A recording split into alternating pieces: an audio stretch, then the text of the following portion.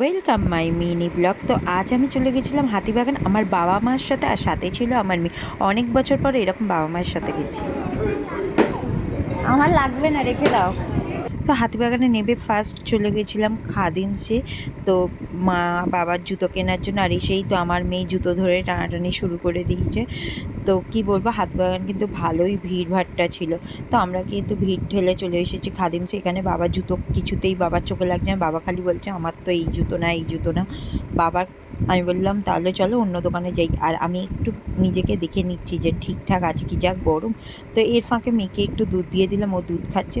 তো বাবার পছন্দ হলো না, বেরিয়ে একটু বাচ্চাদের জামা দেখছিলাম। তো জামার ফাঁকে বাবাকে বললাম চলো ওইদিকে জুতোর দোকান আছে। তো বলে এখানে আর একটা জুতোর দোকান এলিটে এলাম। তো এসে মা চুজ করতে পারছে না, এই যে মায়ের খালি দোনো মনে হচ্ছে, কিন্তু আর দোকানদার ওনাকে তো গচাতে হবেই। তো যাই হোক, মায়েরটা ব্ল্যাক জুতো চুজ করে বাবার এখানে, বাবাকে তো গচাচ্ছে, আমি বেরিয়ে এসেছি।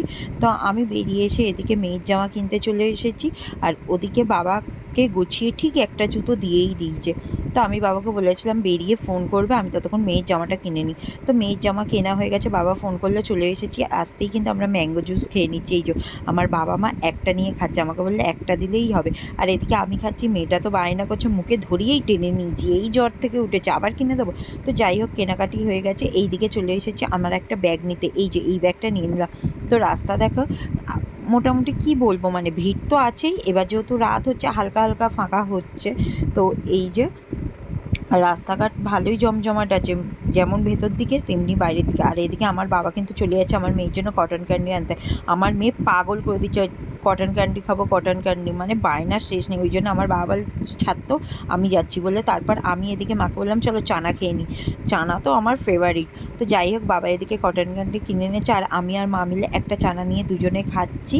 আর এদিকে আমার বাবা যেই কটন ক্যান্ডি এনে চলছে এক্ষুনি দাও। আর আমার মায়ের পিঠে দেখেছে, আমার মা বাবা, মানে কি বলবো, আমার মা আমার মেয়ের ব্যাগটাকে ঝুলিয়ে নিয়েছে, আমার মেয়ে তো শুনছে না, ওই জন্য। তো আমাদের মার্কেটিং কিন্তু হয়ে গেছে। আর আমার মেয়ে না কোল ছাড়া এখন একদম নয় না, আগে কিন্তু এরম করতো না। তো এখন একদম আমার সোনা কোল ছাড়া নড়তে চায় না। তো এদিকে যেতে যেতে হট করে মনে হলো মেয়েটার একটা স্কুল ব্যাগ নিই। তো ওর দিদা কিন্তু এই স্কুল ব্যাগটা কিনে দিয়েছে, আমার কিন্তু কালারটা খুব ভালো লেগেছে। তো যাই হোক, স্কুল ব্যাগ কেনা, আর জমাটোর ছেলে দেখেই মনে হচ্ছে না আমার বর যাচ্ছে। তো যাই হোক, আমার বর এখানে নেই। তারপরে আমি একটা এই ব্যাগটা কিনে নিলাম।